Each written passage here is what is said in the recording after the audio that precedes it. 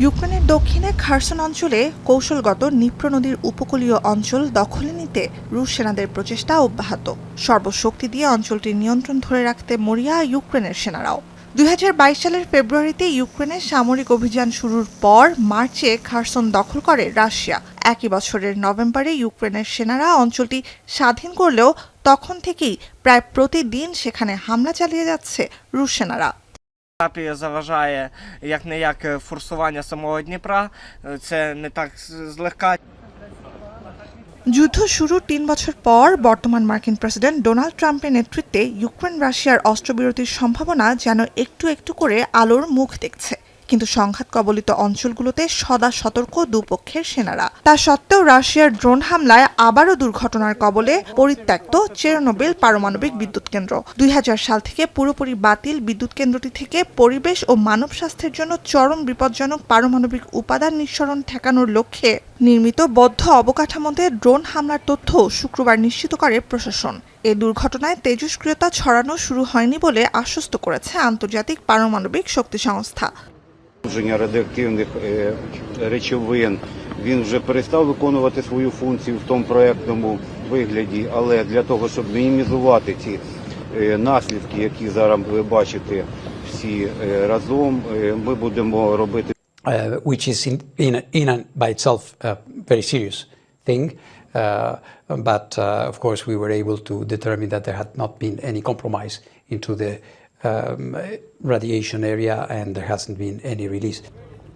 এদিকে বিশ্ব রাজনীতিতে নিরাপত্তা নীতিমালা নিয়ে আলোচনায় জার্মানিতে এবছর বসেছে 3 দিনের মিউনিখ সিকিউরিটি কনফারেন্সের 61তম আসর। এবারের আয়োজনে আলোচনা হওয়ার কথা ছিল রুশ দখলদারিত্বমুক্ত রেখেই ইউক্রেন যুদ্ধ অবসানের পথ খোঁজা এবং প্রতিরক্ষায় ইউরোপের বিনিয়োগ বৃদ্ধি নিয়ে। কিন্তু শেষ পর্যন্ত দুটি বিষয় উপেক্ষিত হয় সম্মেলনে উপস্থিত শীর্ষ মার্কিন প্রতিনিধির বক্তব্যে বিষয়গুলো এড়িয়ে যাওয়ায়।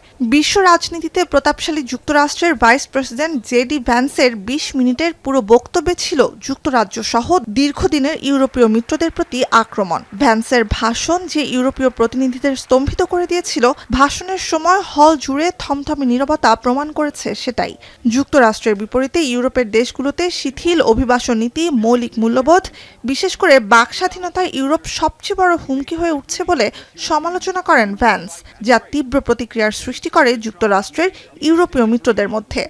The threat that I worry the most about vis-a-vis Europe is not Russia, it's not China, it's not any other external actor.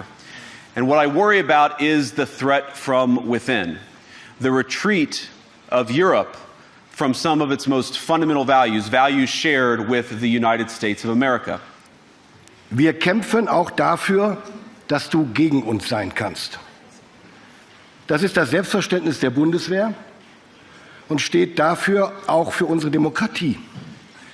Diese Demokratie wurde vom US-Vizepräsidenten für ganz Europa vorhin in Frage gestellt. Munich নিরাপত্তা সম্মেলনে উপস্থিত না থাকলেও oval অফিসে বসে ভ্যান্সের বক্তব্যের সমর্থন জানান মার্কিন প্রেসিডেন্ট ডোনাল্ড ট্রাম্পও। অন্যদিকে সম্মেলনের মূল আলোচ্য হিসেবে মার্কিন ভাইস প্রেসিডেন্টের বক্তব্যে ইউক্রেন ইস্যু উপেক্ষিত থেকে গেলেও ইউক্রেনের প্রেসিডেন্ট ভলোদিমির জেলেনস্কির সাথে বৈঠক করেন ভ্যান্স।